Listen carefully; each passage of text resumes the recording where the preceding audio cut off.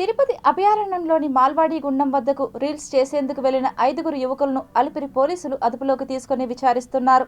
నేటి యువత రీల్స్ మాయలో పడి తమ ప్రాణాలను సైతం లెక్క చేయకుండా ప్రమాదకర విన్యాసాలు చేయడం, వాటిని సామాజిక మాధ్యమాలలో పంచుకోవడం రోజు చూస్తూనే ఉన్నాం. వీటిలో కొన్ని ఘటనల్లో తమ ప్రాణాలను సైతం పోగొట్టుకున్న సంఘటనలు కోకొల్లలుగా జరుగుతున్నా నేటి యువతలో ఎటువంటి మార్పు రావడం లేదు అనుకునేందుకు నేటి సంఘటన ఉదాహరణ. ఒడిశా రాష్ట్రం నుండి పొట్టకూటి కోసం తిరుపతి నగరానికి విచ్చేసిన 5 యువకులు రీల్స్ చేయడంలో అత్యుత్సాహం ప్రదర్శించి మాల్వాడి గుండం వద్దకు చేరుకోగా వారిని టీటీడీ విజిలెన్స్ విభాగం గుర్తించి అదుపులోనికి తీసుకుని అలిపిరి పోలీస్ సిబ్బందికి అప్పగించారు. వివరాల్లోకి వెళితే ఒడిశా రాష్ట్రం నుంచి వచ్చిన 5 యువకులు కూలి పనులు చేస్తూ జీవకణలో నివాసముంటున్నారు. విస్తారంగా కురుస్తున్న వర్షాల కారణంగా పని లేకపోవడంతో ఈ 5 యువకులు రీల్స్ చేయాలని జీవకోన నుండి అటవీ మార్గం గుండా ప్రయాణం చేసి తిరుమల అభయారణ్యంలోని మాల్వాడి గుండం వద్దకు చేరుకున్నారు. టీటీడీ అలిపిరి విజిలెన్స్ విభాగం వారు గుర్తించి ప్రమాదకర ప్రాంతంలో తచ్చాడుతున్న వీరిని అదుపులోనికి తీసుకుని అలిపిరి పోలీస్ స్టేషన్లో అప్పగించారు.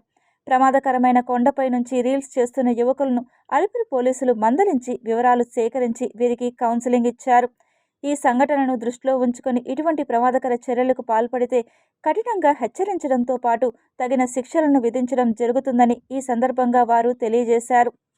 దగ్గర మనకు మాల్వాడి గుండం పైన 5 మంది వ్యక్తులు ఒడిశా రాష్ట్రానికి సంబంధించిన కూలీ పని చేస్తారు. వీళ్ళు మన జీవకొండలో రెంటుకుంటూ కూలీ పని చేస్తుంటారు. వాళ్ళ పేరు వచ్చి ముఖేష్ పీటల్, ములు షికార్, బిశ్వంత్, ప్రసాద్ నౌరి, లింగం ప్రదీపులుగా వీళ్ళు మన టీటీడీ విజిలెన్స్ వాళ్ళు గుర్తించి వాళ్ళని పట్టుకొని ఇట్లా రీల్స్ చేస్తున్నారని చెప్పేసి మన పోలీస్ స్టేషన్కి తీసుకొచ్చి హ్యాండ్ ఓవర్ చేసినారు.